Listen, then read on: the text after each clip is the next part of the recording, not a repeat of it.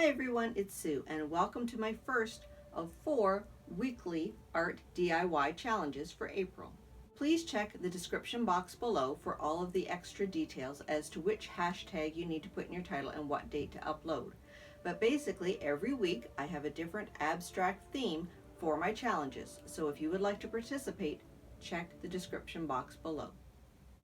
So today's theme is faith, and I can't wait to see what you guys came up with. So these challenges are open to anyone who paints, draws, does crocheting, makes jewelry, reviews movies, does recipes, whatever it is you do, these challenges are for you. You just have to incorporate the weekly theme and explain in your video how that theme is represented.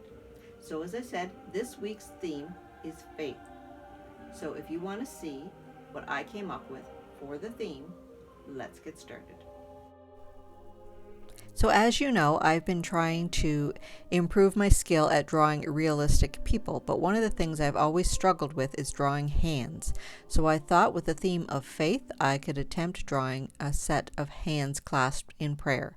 Now it was a little bit difficult, but it was definitely a learning experience. So sit back, relax, and enjoy me drawing these hands clasped in prayer for faith.